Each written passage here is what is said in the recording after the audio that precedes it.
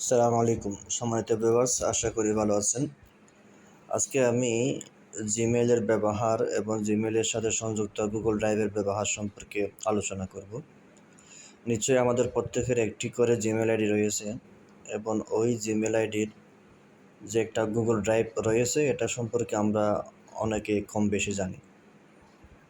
তো জিমেইলের সংযুক্ত গুগল ড্রাইভটা অনেকটা মানিব্যাগের মতো। মানিব্যাগে যেমন আমরা টাকা পয়সা রাখতে পারি সংরক্ষণ করে নিরাপদে, ঠিক অনুরূপভাবে গুগল ড্রাইভেও আমরা আমাদের প্রয়োজনীয় সকল ডকুমেন্ট, এনআইডি, জন্ম সনদ, পিতামাতার এনআইডি, ছবি, একাডেমিক সকল সার্টিফিকেট ইত্যাদি, অর্থাৎ আমাদের দৈনন্দিন কাজে প্রয়োজন হয় এমন সকল ধরনের ডকুমেন্টস, প্রয়োজনীয় গুরুত্বপূর্ণ ডকুমেন্টস, এগুলো আমরা এই ড্রাইভে সংরক্ষণ করে রাখতে পারি, যাতে আমরা যে কোনো সময় যে কোনো প্রয়োজনে ওখান থেকে ডাউনলোড করে সফট কপিও প্রেরণ করতে পারি হোয়াটসঅ্যাপের মাধ্যমে, মেসেঞ্জারের মাধ্যমে বা জিমেলের মাধ্যমে, অথবা ডাউনলোড করে নিকটস্থ কম্পিউটার দোকানে গিয়ে প্রিন্ট আউট করে আমরা আমাদের প্রয়োজনীয় কাজ সারতে পারি।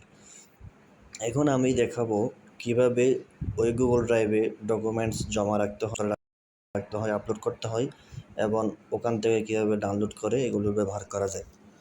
এই জন্য আমরা প্রথমে যাব আমাদের মোবাইলে গুগল ক্রোম যে অ্যাপসটা আছে, গুগল ক্রোমে এন্টার করব। এখানে গিয়ে আমরা জিমেইল লিখব,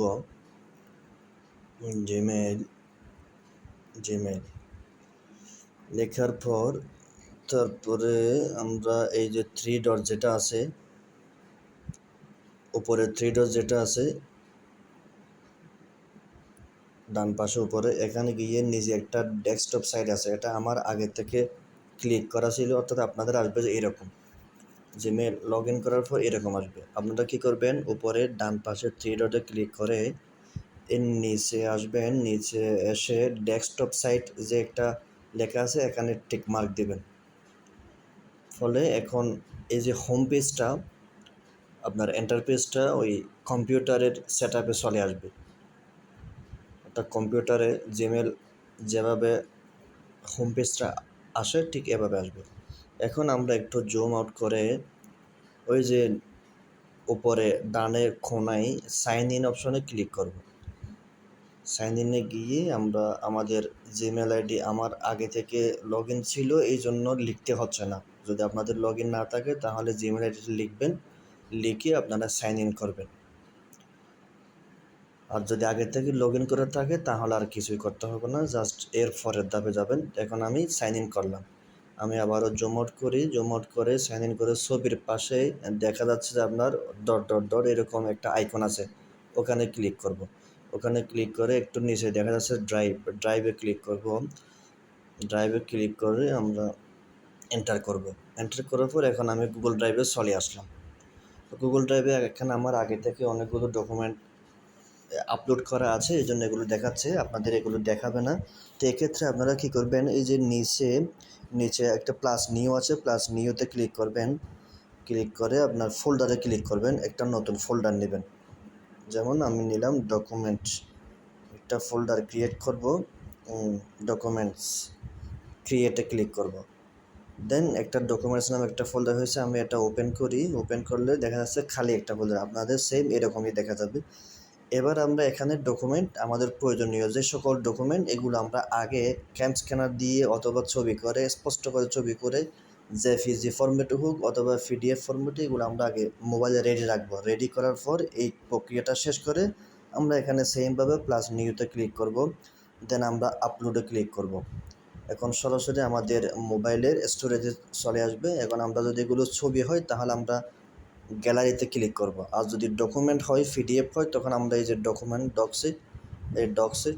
ডকুমেন্টসে ক্লিক করব। এখন আমি গ্যালারিতে দেখাই, গ্যালারিতে ক্লিক করলাম, ফলে দেখা যাচ্ছে এখানে অনেকগুলো ছবি আছে, এখানে আমি 3টা ছবি ক্লিক করলাম।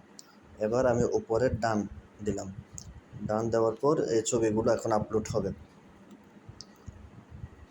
তো এভাবে আপনি আপনার প্রয়োজনীয় সকল ধরনের ডকুমেন্ট এভাবে জীবন মানে আপনার এই পুরো জীবনের সকল ডকুমেন্ট এখানে সেভ করে রাখতে পারবেন। এবং আপনার মোবাইল যদি হারিয়েও যায়, আপনি যে কোনো মোবাইল থেকে লগ ইন করে সেমভাবে আপনার ডকুমেন্টগুলো ফেরত পাবেন। এখানে আপনার গুরুত্বপূর্ণ ছবিও আপনি রাখতে পারবেন, আপনার স্মৃতি বিজড়িত ছবি এগুলো আপনি রাখতে পারবেন। এভাবে আপনি আপনার সকল ডকুমেন্ট এখানে রাখতে পারবেন। এমনকি গুরুত্বপূর্ণ ভিডিও থাকলে সেই ভিডিওটাও আপনি এখানে সংরক্ষণ করে রাখতে পারবেন। এখন এভাবেই আপনি সকল ডকুমেন্ট রাখবেন। এখন যদি পরবর্তীতে এরকম কোনো একটা ডকুমেন্ট লাগে তাহলে যে পাশে যে থ্রি ডট আছে থ্রি ডটে ক্লিক করে আপনি নিচে দেখবেন ডাউনলোডে ক্লিক করলে এগুলো ডাউনলোড হবে এবং ওই ডাউনলোড করা ফাইলটি ডকুমেন্টটি আপনি চাইলে সফট কপি কাউকে হোয়াটসঅ্যাপ মেসেঞ্জারে প্রেরণ করবেন বা মেইলের মাধ্যমে প্রেরণ করবেন, অথবা আপনি নিকটস্থ কম্পিউটার দোকান থেকে প্রিন্ট আউট করে আপনি আপনার কাজ সেরে ফেলতে পারবেন। এভাবে প্লাস নিউ দিয়ে আপনি সবগুলো এভাবে ডাউনলোড করবেন। এটা গেছে। এবার হচ্ছে যে এই সেম গুগল ড্রাইভ অ্যাপসটা আমাদের মোবাইলে অ্যাপস আকারেও থাকে, অর্থাৎ ক্রোম ইউজ না করেও মোবাইল অ্যাপসেও এই ড্রাইভ সফটওয়্যারটা থাকে, অ্যাপসটা থাকে। তো সেই ইউজটাও আমি আপনাদের দেখাই দিই যে ড্রাইভে ক্লিক করার পর এটা আমি ওই দিক থেকে যেহেতু লগ ইন হয়ে গেছে এই জন্য এটা লগ ইন আসছে। এটা যদি লগ ইন না থাকে তাহলে সেমভাবে লগ ইন করে এটা সোজাসুজি এখানে চলে আসবে, এরকম পেজ চলে আসবে। ঠিক ওইভাবেই আপনি এই সকল প্রক্রিয়া সম্পূর্ণ করে আপনি আপনার প্রয়োজনীয় সকল ডকুমেন্ট এভাবে সংরক্ষণ করে রাখতে পারবেন। তো সম্মানিত ভিউয়ার্স, আশা করি আপনার এই ভিডিওটি উপকৃত হবেন। তো যদি উপকৃত হয়ে থাকেন